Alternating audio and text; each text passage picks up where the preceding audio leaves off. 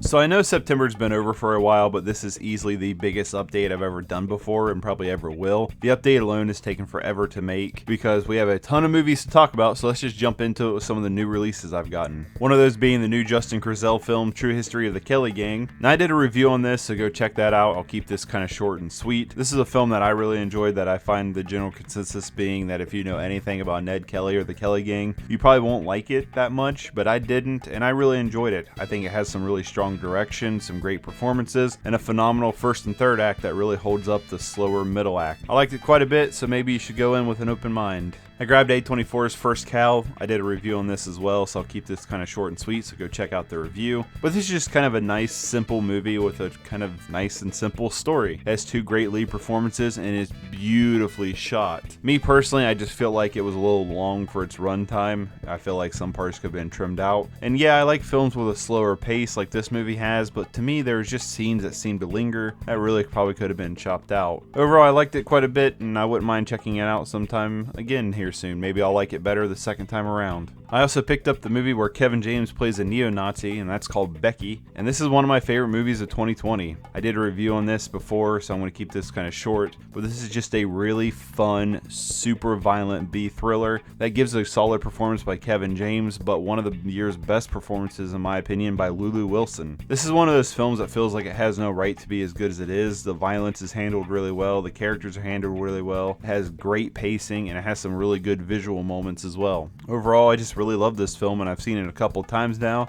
and it's one that I could easily revisit on multiple viewings after seeing it a couple times. I would highly recommend this one. I grabbed House of Hummingbird. This is a movie that's been on my radar for a little while, and I believe it was at 100% on Rotten Tomatoes and still might be. This is a Korean coming-of-age story that's kind of like a slice-of-life moment about a teenage girl who just kind of wanders around, in all honesty. It's pretty well shot, and personally I'm not a huge fan of these like coming-of-age stories, but this one's pretty solid. It's one of those films where I don't have really that much negative to say about it. There's some really good performances, some good visual moments, and overall it was just kind of a nice watch. It's not one I don't know if I would really say go out of your way to check out, but if you like these coming of age stories, give it a shot. So I grabbed Blood Quantum, and this is a pretty fun zombie flick. Basically about a bunch of people turning into zombies while Native American people are completely immune and they're just trying to survive. It's a really kind of fun story that could also be interpreted very metaphorical, but it's a very fun, violent zombie movie, and that's really what you want out of a zombie movie, is it is violent and fun. There's some good characters here and some good character designs when it comes to wardrobe, and overall, like I said, it's just a nice, fun, kind of quick watch that I would recommend. I grabbed Open 24 Hours because its shiny case enticed me, and a $12.96 sticker price at Best Buy was definitely helping its cause, and it honest to God has a really cool synopsis. The film is basically about a girl who set her boyfriend on fire when she found out that he was a serial killer, and she gets a job at an all-night gas station when things start to go wrong. Now this film really irritated the ever-loving hell out of me because this film does a great job setting up its premise. It's a really cool idea, and they set up a little bit of a mystery box of what could be happening, and there's so many routes that I was thinking in my head this film could go, and instead of going a different or unique route, it goes the most generic, bland, and boring route possible, turning the back half of this film into one of the most frustrating experiences I've had in a while. It's like, seriously, you're setting up this really cool idea and this really cool story, and then you just pick the most obvious, lame route possible. I don't know, it really kind of irked me. It's not that great. It has a good setup and a good premise. It has some good visual moments. It has some good cinematography, but it really lets itself down after the halfway point when it reveals what's going on. And once it reveals what's going on, the film becomes incredibly boring. I finally grabbed The Invisible Man. This is one I wanted to see back in theaters before everything went to,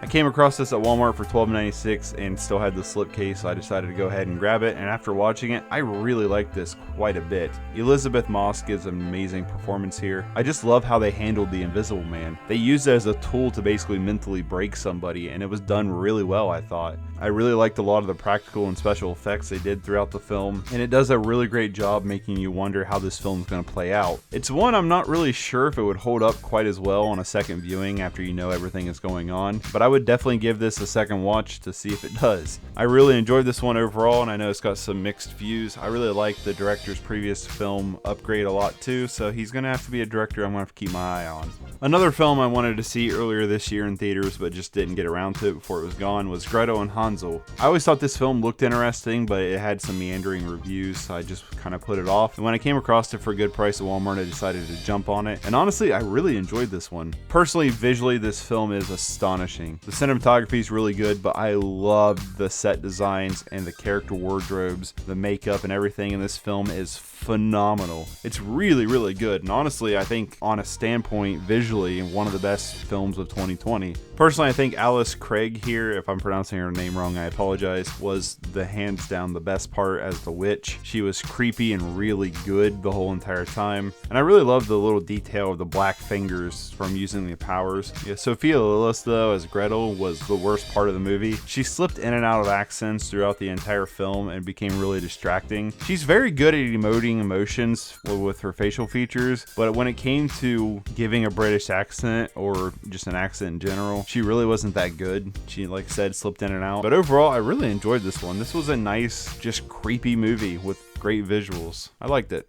I picked up Children of the Sea. This is a film about a girl who's drawn to sea life and she befriends two boys who somehow came from the sea. For the most part, the animation's really good here, but there are moments where they try to blend different animation styles together and it will become kind of jarring and distracting. Sometimes it works, but sometimes it doesn't. I really enjoyed the first two acts of this film. The characters are well developed and I really just enjoyed their interactions. But the last half of this film, and especially the climax of this film, goes really far out there to the point to where I remember me and Autumn being like, what is even going on right now? But I just remember it becoming really distracting and kind of like, all right, this is pretty to look at, but like, what's actually happening? I picked up the 60th anniversary edition of Psycho. This is a film I haven't seen since high school, and after rewatching it, I'm not the biggest fan of it. As I'm watching it, I can see the impact that it's had on horror films and the ripple effect it's caused with horror films, and it's really cool to see that influence, but I've seen films take from this film and do it better. To me, this film just didn't hold up as well over the years because I just see other films do what it's doing just better than it. I think of something like Seven Samurai that was very influential for the action genre. And rewatching Seven Samurai, it's transcended time and it holds up really well, and it still holds up against a lot of the modern action movies that it's inspired, where I don't feel like Psycho quite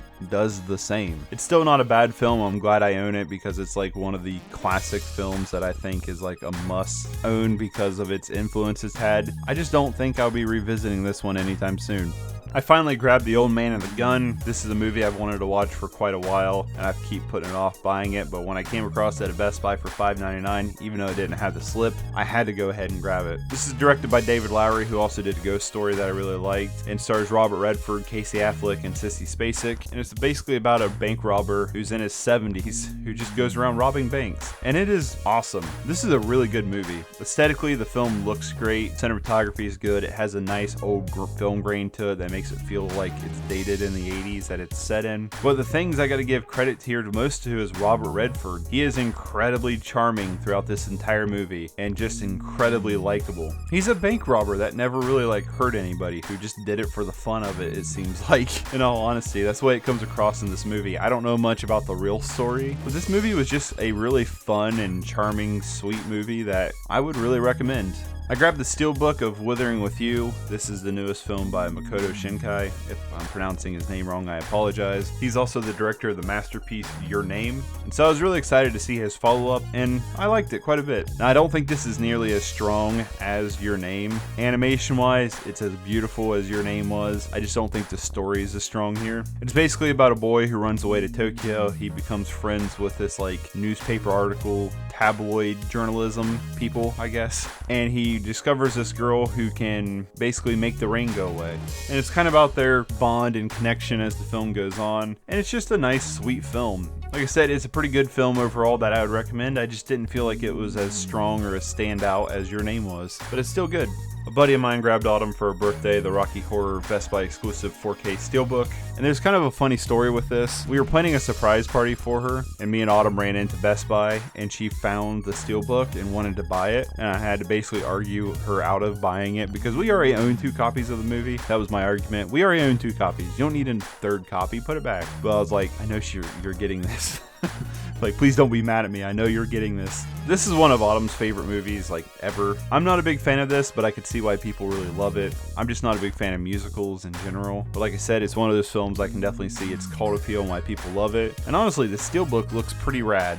For Autumn's birthday, I got her the Best Buy exclusive steelbook of Hocus Pocus. Thank you again, Mike, for grabbing this for me so she wouldn't know that I grabbed it. But this is a film I haven't seen since probably high school age. Autumn went ahead and rewatched it without me, and she loves this film to death. I wouldn't mind rewatching at some point to see if it holds up, but it's not one that I've always been in love with. I kind of have similar feelings to it with like Rocky Horror, where it's like I understand the appeal. I'm just not the biggest fan of it, but I wouldn't mind giving this one a rewatch at some point in time. The steelbook once again looks great. It comes with the 4K and the Blu-ray, so that's cool. But this was a part of Autumn's birthday, so I hope she liked it. I grabbed Shinya Tsukamoto's Gemini. From my understanding, Mondo Macabre did a really cool limited edition, alternate art red case edition of this movie that I didn't find out about until it was already sold out. I went ahead and grabbed this version because I've become a pretty big fan of Shinya Tsukamoto after doing his box set, and I want to check out some of the films that wasn't included. This one was not included. And it's funny because this film comes out in between Bullet Ballet and A Snake of June. Bullet Ballet being my favorite film by him and A Snake of June being my least favorite. And this one kind of sits in the middle.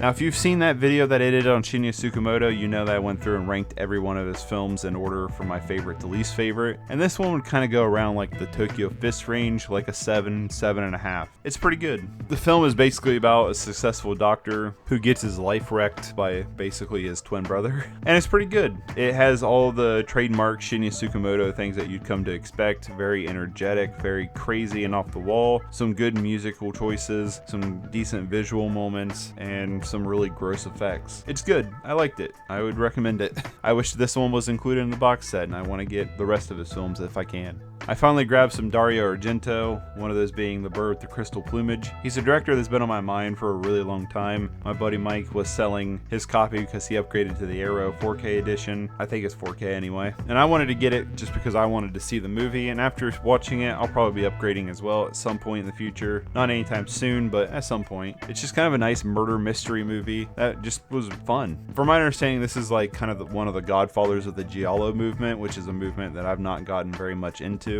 But the one thing that really distracted me that I ended up messaging Mike about was like, all right, so I've clicked the American like English track, I've clicked the Italian track for audio. Neither one of them match up very well. Like, what is going on here? And he's like, oh no, dude, that's the thing with Giallo movies. It's just bad dubbing. And I was like, okay. So like after spending 15 minutes bouncing back and forth, I was finally able to just watch the movie, and I found that it wasn't as irritating if I watched it with the Italian audio with subtitles. I didn't find the dubbing to be as annoying as with the American audio. Watched this film end up being originally an English language film, but I did enjoy it quite a bit. Visually, this film looks great. There's a great score by Ennio Morricone. I really enjoyed it. I also grabbed Jesus Shows You the Way to the Highway, and it is the Pick of the Month.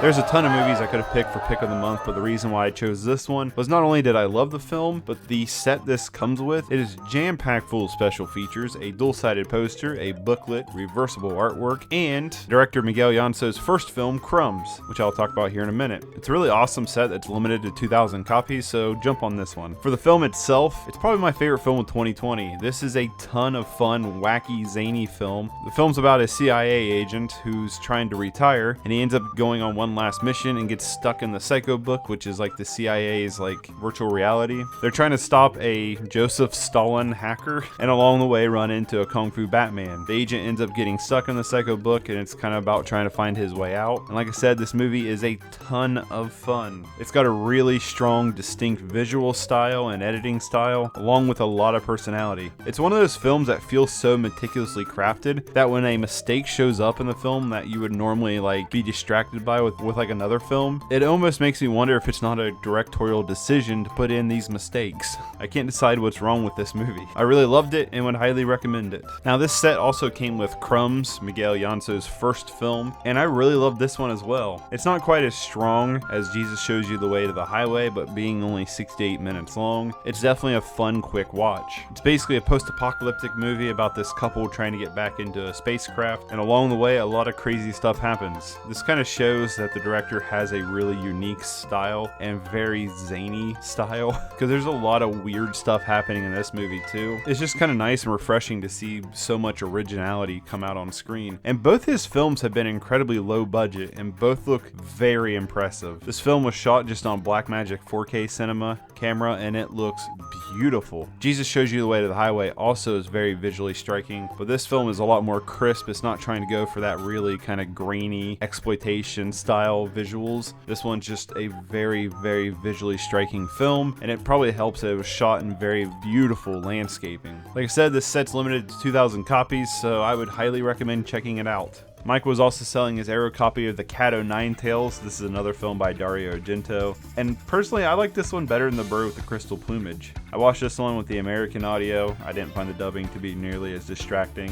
And I just really loved the murder mystery again that plays here. I just think it's really well written. It keeps you wondering what's going on and what's happening. It's basically about a reporter and a blind man coming together to try to solve this murder spree that's basically around an industrial company's research project, espionage, I guess. Visually, it looks really good. I really love colors that Dario Argento plays with. The score, I don't know if it was done by Ennio Morricone again, but the score was really good. I found out by a lot of people this is considered one of Argento's worst films, but I really like this one a lot. I definitely want to check out some more of Argento after checking out these two films. Maybe in the future I'll have some more of his stuff. I picked up The Mad Fox, also known as Love Thy Name Be Sorrow, on IMDb at least. This is put out by Arrow Academy. It's one that just seemed really interesting after watching it. The best thing I can say about this film is it is beautifully shot. The cinematography is great, but really the winner here is the wardrobe and set designs. They use a lot of staging for the sets, kind of like how you would see maybe in a live theater, and they use it in a really interesting and very interactive way that is just awesome. And there's a ton of stuff going on in this film. There's not really a dull moment because there is so much going on. It's basically about this omen that happens, and the one guy's got the scroll that can kind of interpret, gets murdered before he can appoint one of his apprentices to be his successor, and then it's basically a sabotage feud between the two apprentices, and then we get involved with these fox spirits. I mean, it goes really far out there. There's a lot happening in this film. I really enjoyed it. The score to this film is great as well. Overall, it's a pretty interesting movie that I would recommend. This next little bundle of stuff is from the 7.5-year sale that I ordered back in June and naturally got in September. I kind of joke, but I think Severin went into this half-year sale where everything was 50% off, underestimating the amount of orders they would get because it did take forever. They're a very small company, so I understand some people are really flipping out on Facebook groups I've seen. Hopefully next time they'll kind of not underestimate themselves. They're really kind of blowing up as a company. Hopefully they can get some more staff members and keep doing the awesome work they're doing. But one of the things I grabbed was Umberto Lindsay's Eaten Alive. I basically took this half-year sale to basically buy stuff that I've been putting off buying for a long time, and I got the special edition version that came with a slipcase and the CD soundtrack, and honestly, it's alright. The one thing I do like about this film is the use of the Jim Jones-esque cult. It kind of breaks up that generic cannibal movie story that a lot of the cannibal movies are. It made it feel kind of different. But the one thing I was finding in the movie, there was scenes that just seemed like they were out of place. They seemed like they didn't belong. Well, after reading the trivia, I found out why is because there's just moments in this movie they just cut from other movies and put in this one. It's seriously? You just couldn't film something original? I don't know. It's also one of those films that shows real life animal killing, and that's not fun. There are some decent gore moments though when it comes to the cannibalism. The opening scene to this movie though is great. Just some dude running around blow darting people that has nothing to do with the rest of the movie is hilarious. And there is some good musical choices. I'm glad it came with the soundtrack because I could bump it probably. But this is alright. It's not the best cannibal movie out there. I think I would rather watch Emmanuel and the Last Cannibal over this anytime, but I'm glad I own it. I'll put it that way. I also picked up The Sinful Drawf, And honestly, I'm not a big fan of this one. Before I jump into the movie though, I want to talk about some of the special features because it comes jam-packed full of special features. It comes with a full feature-length, adults-only film called The Blue Balloon from the 70s that I've yet to watch. It comes with another adults-only short film, I guess, or adults-only scene of this like circus performance between these two dwarfs that I just, yeah. But it also comes with a couple of different cuts of the Sinful Drawf itself. It comes with the adults-only rated X version, which is what we watched and probably why I had an issue with this film. The film itself is basically psycho. It's about a mother and son who are in a motel. The son ended up the Sinful Drawf. He drugs the women in the motel and keeps them drugged up, and then people come and pay to basically rape the women. And the adults only version just has these really long scenes of hardcore, I mean in context, rape. It doesn't really look like rape in the movie because it's basically just shot like a porno, but in the context of the film,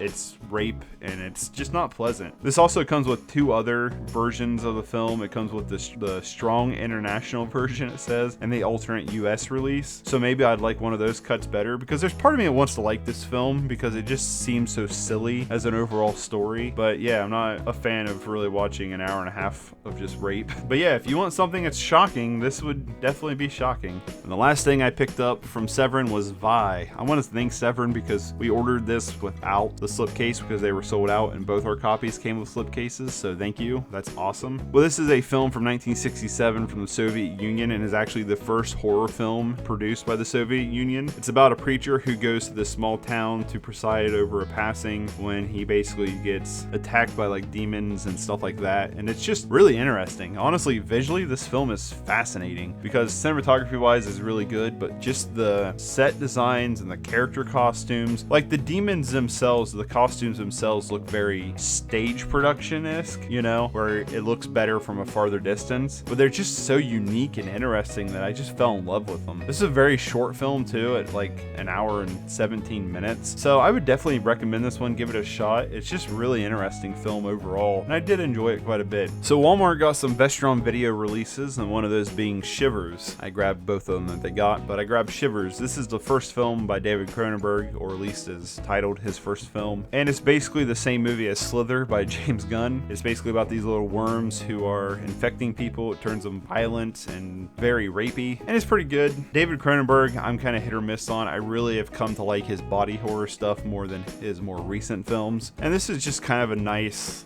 low-budget, self-contained horror thriller that's just pretty good. There's some drag moments I feel like in the middle, but overall it's just kind of fun. It has some good practical effects to it, and I really like the location of just having it all set in one apartment complex. I thought was really cool. And the other Vestron video I got is Little Monsters. This is one that I've always heard people kind of talk fondly of from their childhood, and after watching it, I did not like this movie at all. Not really. So I love the idea of this film about a kid who sees a monster under his bed, gets dragged in the monster world, but it's all kind of metaphorical for this kid's life changes, how it's making him act out and behave. And I like that aspect of the film, but what annoys the crap out of me was Howie Mandel as Maurice. He was so obnoxious every time he was on the screen. He was like if Jar Jar Binks snorted a bunch of crack. He was so irritating. He was not funny. Every moment he was on screen, I was waiting for him to leave, and he really brought this movie down. Another thing I didn't like about this movie was the tone of this movie, because I don't understand who the audience is here for. The film is very, very childish and immature, to where the humor rarely ever lands for me. But the film also curses quite a bit, shows a lot of marital problems, some really heavy material that I don't think a child would understand, and honestly I don't understand a lot of the cursing for it to be a kid's movie either. So I just feel like it may be in this middle ground for what Fred Savage's character's age is supposed to be, but to me it was just kind of like, as I was watching I was just kind of distracted because I was kind of like, who's the audience for this movie? It's one that if you like this movie from your childhood or whatever, I hope it holds up for you and I hope you still enjoy it, but for me I just found it kind of irritating. This month I decided to sign up for the Horror Pack. It's a subscription-based service that basically sends you 4 Blu-rays or DVDs, whatever you pick. I picked the Blu-ray side. I'm going to do a whole video on this at some point in time, so just look forward to that. I've yet to watch any of these movies because I'm going to watch them for that video. But one of them that was in the box was Betsy. Now, the one thing that's really cool about this Horror Pack that kind of sold me on it is every month they do a limited edition that is a Horror Pack exclusive. So the only way you can get this movie is through a Horror Pack. So that's pretty cool to me. That is what Betsy is. It's the Horror Pack exclusive. I don't know much about this film. I just know it's a werewolf film, and after looking it up on IMDb, it's not very highly rated. But it was shot on a Blackmagic Pocket Cinema, which is the same camera I used for Shadow and Life. So I'm just kind of curious to see what it looks like visually. At some point I'll be watching this, so look forward to that video. I'm just going to move on to the next title from the Horror Pack. The Horror Pack also came with Patient Zero. Now this definitely seems like a really interesting movie. It's got a pretty good cast of Stanley Tucci, Natalie Dormer, Matt Smith. It's not super highly rated, but after watching the trailer, I have some decent expectations, so let's see as we move into it. Like I said, whole video, so let's just move on.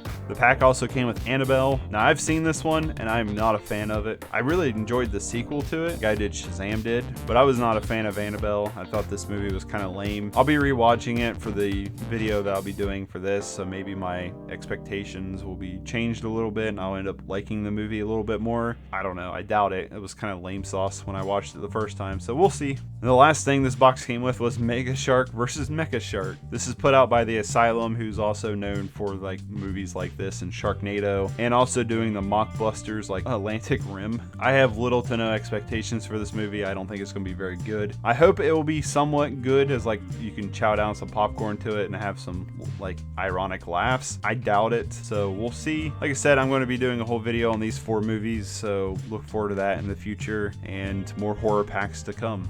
My buddy was also selling his copy of The Deer Hunter since he upgraded to 4K. This is a movie that I've always wanted to see and still haven't gotten around to seeing. It's nearly a 3-hour movie, okay? I gotta make some time for it. But this is a film that I've seen on countless best lists and classic lists and must-see lists and everything like that. It has an all-star cast: Meryl Streep, Robert De Niro, Christopher Walken. And I've seen scenes from this movie because it's hard not to just come around scenes from this movie. I am very excited to watch it, but like I said, being a 3-hour movie, I gotta set aside some time. It's not gonna go in my random box. I do plan on watching it sometime here soon because I am very excited to watch it. Unfortunately, I just didn't get around to it by the time of this update. I ended up grabbing the Purge Collection. Our wedding, we're gonna have it on Halloween, so we're going as Purge characters because we're keeping a very small and simple and cheap wedding, and Purge characters are very simple and cheap to do. And honestly, that's the one thing about these Purge movies I will give credit the most to, is they have some really great character designs when it comes to their villains and the horror masks and stuff. Some of those are awesome. Now, we ended up rewatching Anarchy. I've not really been impressed with any of the Purge movies. Personally, I've always thought they were one of the best ideas for a horror movie in recent years, and every time they just kind of feel squandered on by being more political than just full-blown nutsoid grindhouse that I hope they would be. Personally, I think the first Purge film is terrible. I don't think even rewatching it it'd be any better. It's a very small home thriller movie that was just lame. We rewatched Anarchy though, and I gotta say I enjoyed it a lot more the second time around. I don't know if it's because I was just hoping for more and I didn't get it, so when I rewatched it I went in with less anticipation or hype, but I did like Anarchy quite a bit, so I definitely want to check out Election Year and the first Purge again. I kind of liked the Purge movies as they went along because they kind of went more crazy each time, so maybe I'll like the other movies more as we go along, but we'll see. I grabbed the Vivitch, $5 from Walmart. Robert Eggers is a really interesting director. He's making these really weird movies that are shot really well, but I was never a huge fan of the Vivitch. I call it that because the poster's 2 V's, not a W. I just remember going into it with a lot of hype and leaving relatively disappointed, but it's one that I've always wanted to come back to because I felt like maybe I just didn't give it a fair shot, or maybe my expectations were too out of line with what I got out of the movie. So I would like to rewatch this at some point in time. I've yet to do it before this update, but I am excited to rewatch it. Hopefully my mind will change. I also grabbed It Comes at Night for $5 from Walmart. This is a movie that I put off for a long time of buying, and I don't know why. I really liked this movie when I watched it in theaters, and I had a really weird experience with this movie in theaters. We saw it with like 5 other people in the theater, and when the movie ended, one woman kind of stood up and goes, "Well, that was terrible, right?" I just remember me and Autumn being like, "No, that was pretty good. What are you talking about, lady?" I wouldn't mind rewatching this one sometime soon. Like I said, I've always really enjoyed it. I just think it's a really good movie that plays with like this mystery box element really well. So at some point I'll rewatch it. I'm always down for some DC animated films, and when I came across a couple of them for $5, I decided to jump on them. One of those being Justice League Throne of Atlantis, or basically the Aquaman movie. It's very similar in story. It's basically about Aquaman's brother overthrowing Atlantis, and Aquaman has got to rightfully return to the crown. It's just fun. There's some really good action set pieces in here. As for like all the DC movies, the animation's pretty good. Overall, it's just kind of a fun action animation that I would honestly rather watch this than the Aquaman movie.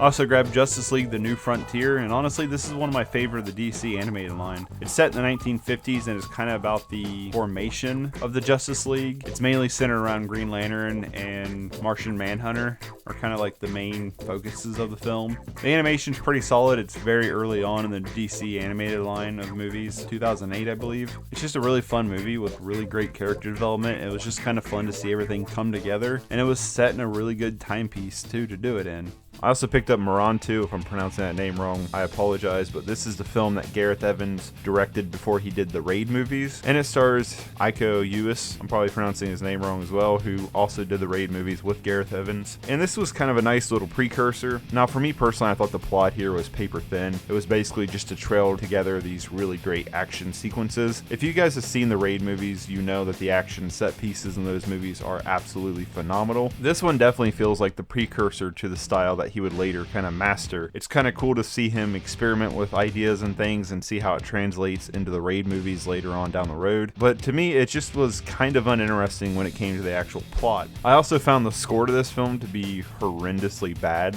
and some of the color correction or color grading in this film was really distracting as well, because sometimes it turned Iko's hair like blue. But overall, it's definitely not a bad movie. The action set pieces are really good and very energetic. I just don't know if I would really recommend this over the Raid movies.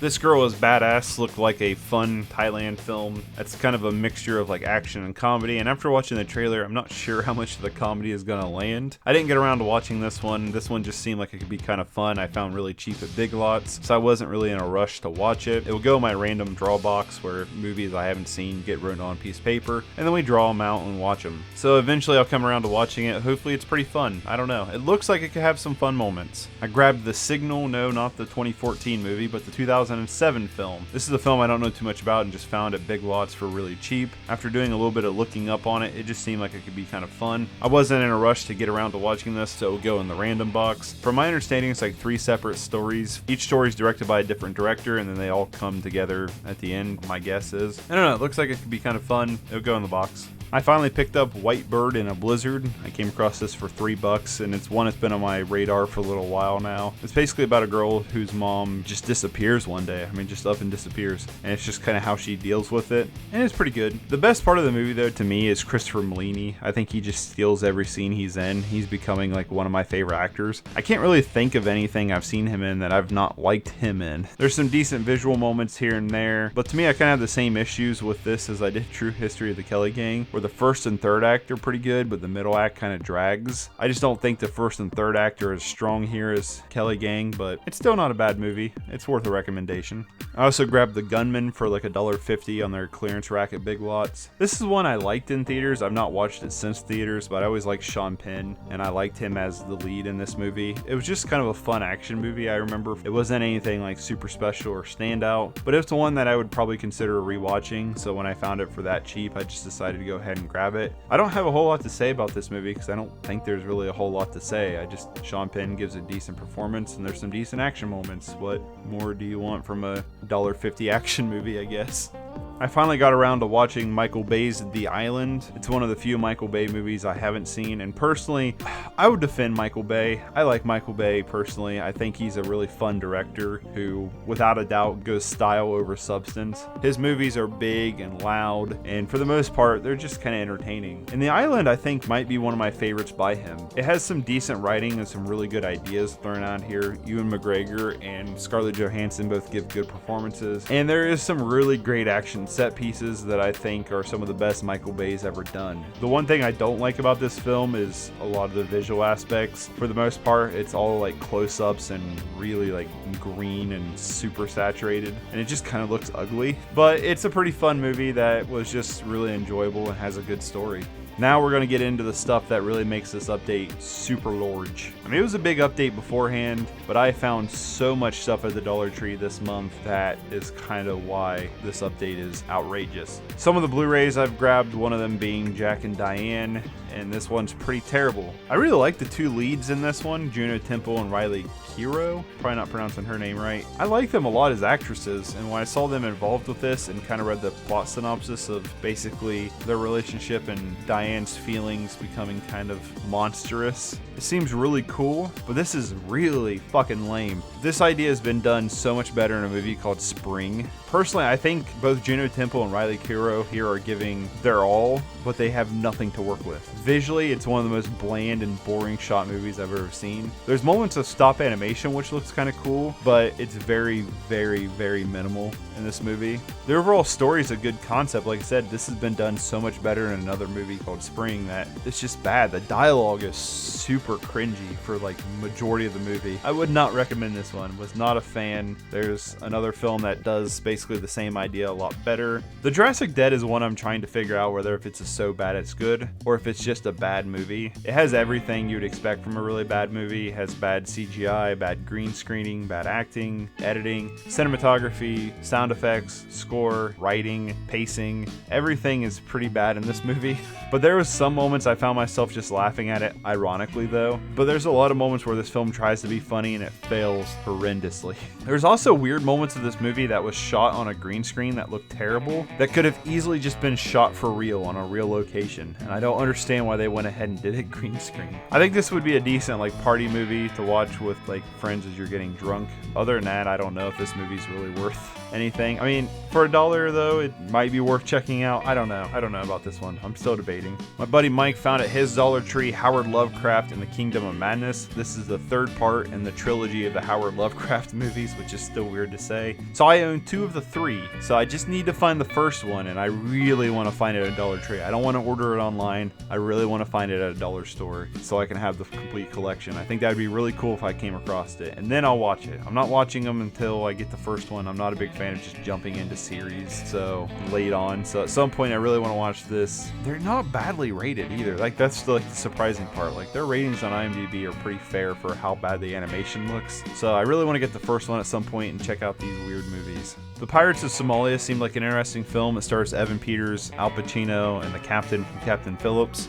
And after watching it, I really enjoyed this one. It's basically a biopic, I don't know how true it is to the real story, about a journalist who goes to Somalia to find a story because he's desperate for a story to try to get into journalism and to be taken seriously. And nobody's going to Somalia because this is like at the height of the pirate season. So he goes to Somalia to find out like what's really going on in Somalia. And the one thing that I love about this movie that I'll kind of praise it for was it feels very genuine and honest about Somalia. It really portrays the people of Somalia as people like everybody else, that not even some of these pirates aren't even bad people. They're like a Robin Hood-esque kind of in their mind of, you know, these ships are coming through and they're disrupting fishing and everything like that, so they just go steal the ships because they're stealing their livelihood. And I kind of get that. I kind of, you know, I was like, I kind of sympathize with that a little bit. But then you also have some pirates who are just bad dudes who are just in it for all the money possible, and the film does a really good job of portraying the different types of people this reporter encounters. It feels very genuine and honest as well. And that's the one thing I like, because our media in America portrayed Somalia at this time to be a very dangerous land. And this dude's just kind of living over there, and never really that much do I feel like he's in danger until he's around the really bad guys. I mean, there are people like that everywhere. I really enjoyed this one. I would recommend it quite a bit. I just found it to be kind of, in a way, informational. I don't know how true it actually is to the story, but I did. I really enjoyed this one. I found some more wrestling, that being 2010's WWE Summer Slam. I guess 2010 must have been just a really bad year for wrestling because this one sucks as well as the Survivor Series 2010 did. It has all the same issues. It's incredibly corny and cheesy. The only like rememberable thing I can think about this one was the Kane match where Undertaker comes up out of the casket. Other than that though, like there's nothing here that's really that good. I'm not a big fan of this one. I would rather just watch the WrestleMania 2020 again with no audience. This one just was pretty lame sauce. I picked up Jeepers Creepers. Honestly, this is a really cool find at the Dollar Tree. I've been putting off getting the Jeepers Creepers movies for quite a while because I really want the Scream Factory editions, but I really love Jeepers Creepers 1 and 2, and so when I found it for $1, I was like, I gotta go ahead and grab it just so I can have a copy of it. I like the first one better than the second one, but I really like 1 and 2. 3 is terrible, very bad. If you don't know what Jeepers Creepers is at this point, it's basically a monster who comes out every so many years and eats people. He's like a scarecrow creature. I don't know. It's just really cool, fun horror monster movie that I've heard some horrible things about the director, so I don't think that should diminish these movies though, because I think the Jeepers Creepers 1 and 2 are pretty good, especially the first one, but I need to get the second one at some point too.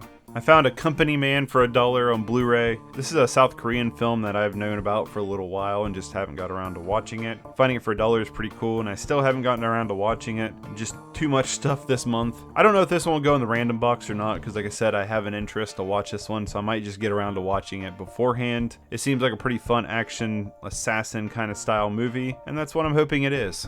I found this movie called Outpost Black Sun. Apparently they made some zombie Nazi movies, and apparently this is a trilogy. I didn't know that. I found 2 of them. I grabbed them both, this one being Black Sun, the second one. First one I need to get. I'm not a fan of just jumping into movies mid-trilogy, even if it's not even a cohesive story, if every one of them's their own individual standalone. I just like watching them in order. I don't like just jumping in at random places. So at some point I'll get around to watching it after I get the first one, but I'm not gonna watch it until I get the first one.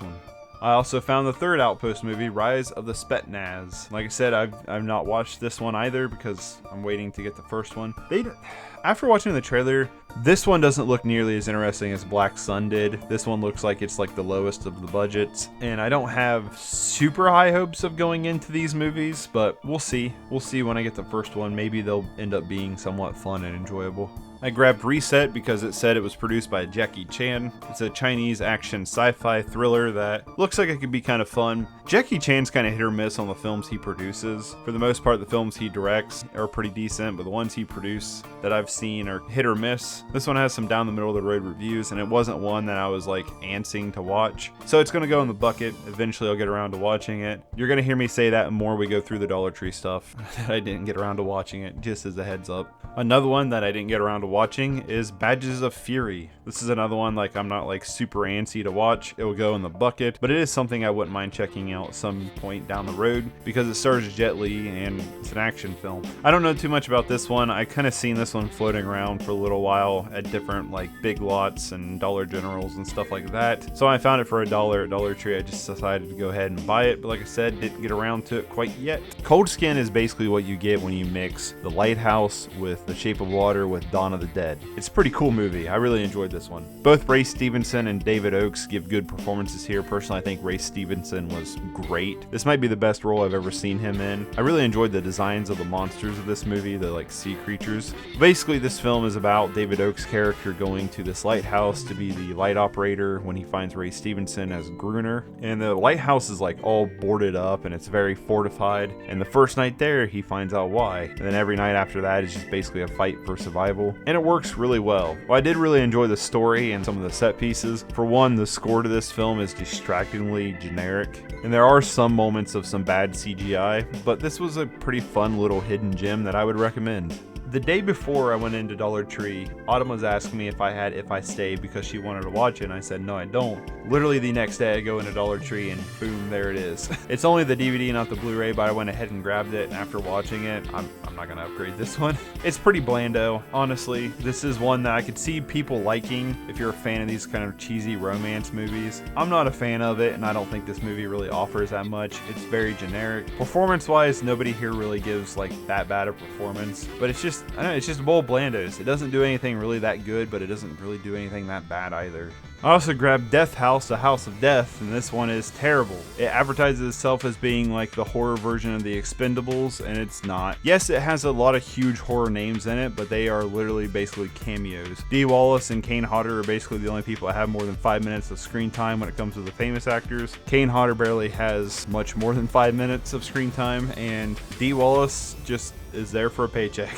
Honestly, it's not a bad idea for a movie, basically about a prison who holds all the most violent criminals, losing power, and everybody gets loose, and then you gotta fight to survive. But this film thinks it's way smarter than it is, and it thinks that it's really, really cool, and it's not. Special effects are really bad, the acting is really bad, just it's not very good. I picked up the Pirates of a Hijacking. There are so many Somalian pirate movies this month at Dollar Tree. I grabbed this one on DVD. They didn't have the Blu-ray, unfortunately. This is a Danish film that's like basically Captain Phillips from my understanding of watching the trailer. It's pretty highly rated on both Metascore and IMDb user ratings, so I do want to get around to watching this one at some point. I didn't get around to it quite before this update, but this one might not go in the box because I might plan to watch this one sometime here soon. I do like these kind of movies, these kind of like high stakes thrillers, and I'm hoping this one's pretty good too, so we will see. Another movie that I have kind of heard about for a little while is Storage 24. I remember when this movie came out and was kind of interested in it, but didn't buy it when it came out, and now I found it for $1. Unfortunately, it's only the DVD, but still $1. I didn't get around to watching it, go figure, before doing this update,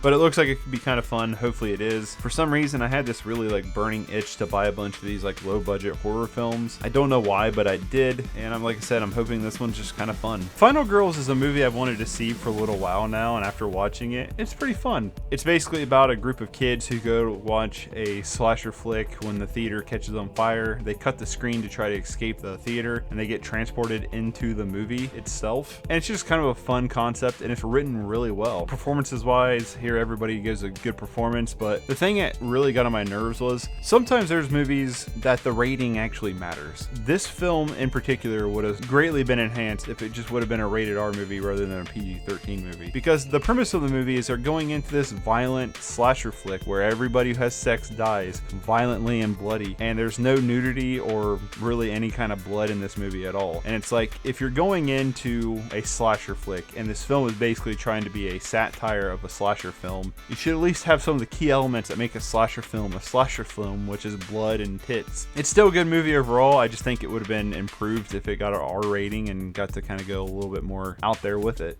House of Salem is a weird one. This film has a great screenplay. It has some really good ideas and some solid direction here, but is really hurt by its budget. It's basically about a film of these group of contractors who are hired to kidnap this kid, and then they find out that the people they kidnapped him for is actually a cult who wants to sacrifice the boy to Satan, basically. And so they're like, well, that's not right. We should probably help save this boy, because they kind of thought they weren't really kidnapping the boy to do something horrendous like this, that it was kind of like a insurance or marital thing they did it for. There's conflict in the group. Some want to help the boy, some want to just dump the boy to him and beat feet out of there. And it's really well written. Some of the dialogue probably could have been handled a little better, but the overall concept of the story and the pacing of the story is really well done. Visually too, on a cinematography wise, there's some cool moments and some decent framing and shot composition. But this film, like I said, is really hurt by its budget, because it has all those trappings that a low budget movie has, of like bad acting, really bad lighting, some bad props, some bad music, and unfortunately some really bad audio mixing as well. It's still one though I think that if it was given a proper budget would have been a really, really cool movie, and it's one that I would still probably honestly recommend. Now, for all the stuff I didn't watch, I did watch Bonejangles, and it is awful. This update taught me anything is that with these low budget horror films, there's like one decent one for like every 5 or 6 that are bad, and Bonejangles is bad. It's basically about a team of officers transporting Bonejangles, who's like this supernatural psycho killer who's in a really cheap looking Halloween costume. When they stop at this town that's being overran by zombies. The thing is, it plays more being a comedy than a horror, and the comedy falls flat every single time. The horror is not well done either, but the comedy is just cringe throughout the entire movie. I did not like this one. One of the cooler things I found at Dollar Tree was the Detective Dee Collection. Unfortunately, this is only the DVD and not the Blu-rays, but the Detective Dee movies have been movies that's been on my watch list for quite a while. They're like a fantasy detective stories.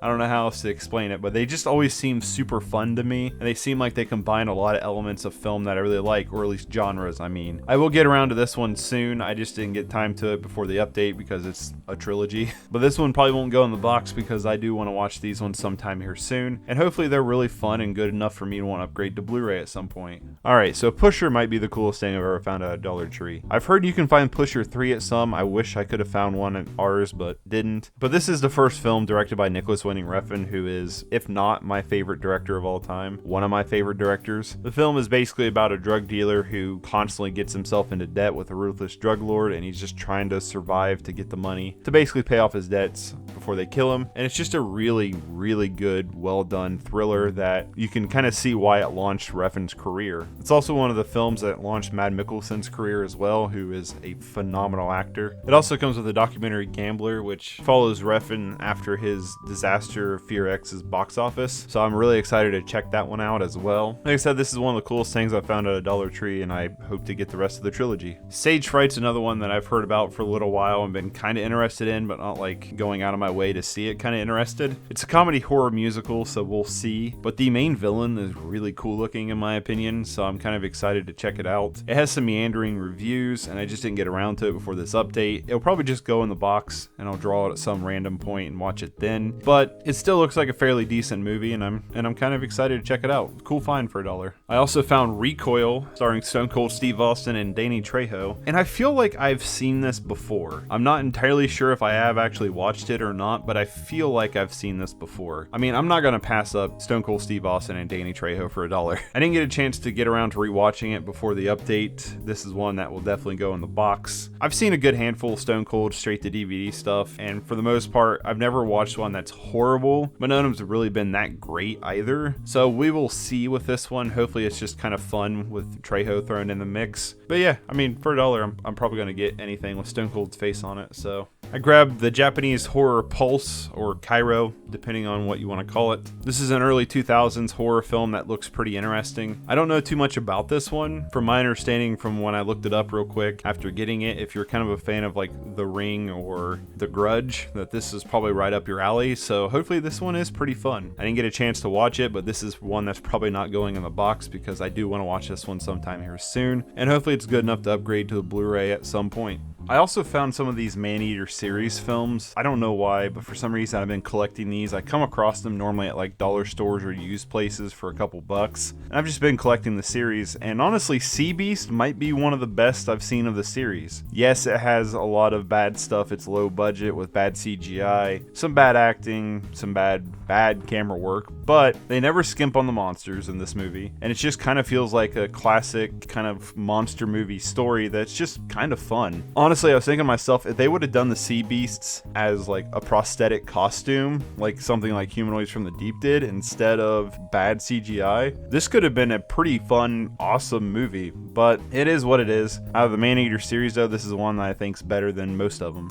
It's funny that I think Sea Beasts might be the best of the ones I've seen so far, because I think Sand Serpents might be the worst. This is just a really bad mockbuster style of Tremors. Like seriously, I don't know why you'd watch this at all over Tremors. Just watch Tremors. Tremors is a way better movie. It's basically about this military group gets caught up with these giant sandworms, and that's basically your story. It's full of bad everything. CGI, acting, cinematography, action set pieces, music. I mean, there's nothing really positive I can say about this film. If you're gonna watch something like this, just watch Tremors. Out of the Maneater series, while none of them's really been that great, I do think this is the worst one I've seen so far. I grabbed Officer Down on DVD. I know this has a Blu-ray, I'm pretty sure, but this is a kind of alright movie directed by the clown from Slipknot, starring Kim Coates. It's kind of like Judge Dredd meets a Grindhouse movie, I guess. I don't know. I don't know what it kind of meets with. Hotline Miami, maybe. And it's alright. I haven't seen this one since it came out back on Netflix.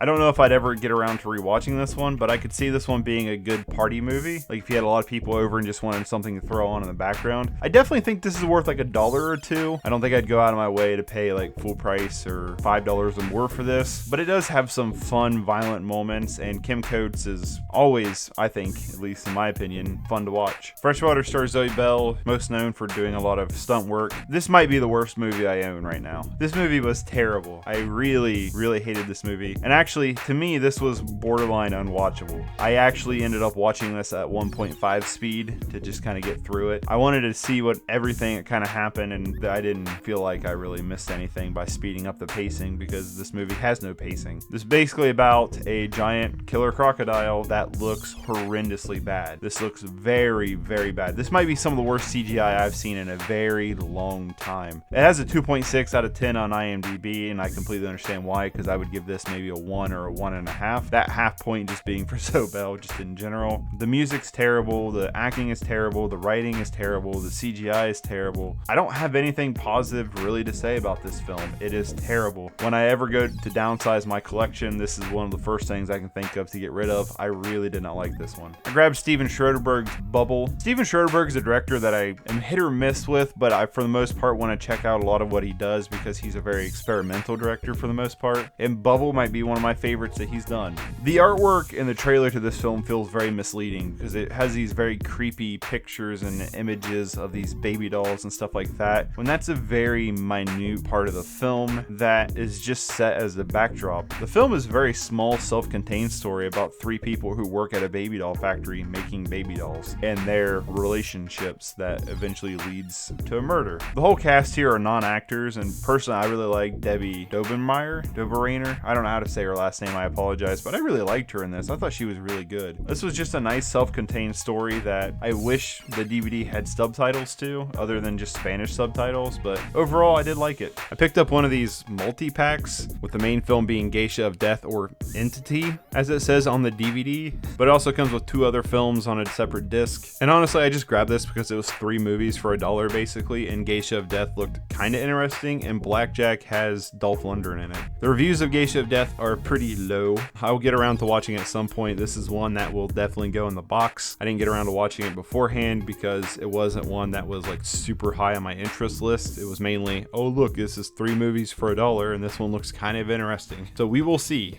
And this set also came with Ring of Fire 3 Lion Strike. I've not seen any of the Ring of Fire movies. I've never even heard of them, but this looks like a pretty straight to DVD, or I guess VHS back then, 90s action thriller that could be fun, but I'm not a fan of just jumping into a random film in a series. So I probably will never watch this one unless I buy the other Ring of Fire movies, and I don't know if that will ever happen. Maybe if I find them like Dollar Tree, I'll jump on them, but I'm not going to go out of my way for them. And the other movie this one came with was Blackjack, directed by none other than John Woo and starring Dolph Lundgren. This looks like very much a VHS straight-to-home video action thriller, but with who's involved with it, I probably will get around to watching this one at some point. Hopefully it's pretty fun. I mean, it's Dolph Lundgren and John Woo, so chances are it could be pretty good. Another one of these multi-packs I grabbed was Pimped with Executive Target and Riot. Now, Pimped is a movie that's been on my watch list for a little while now. I remember hearing about it when it first came out and it seemed kind of interesting. And after watching it, it's pretty alright. The film's basically about a woman who gets lured back into this guy's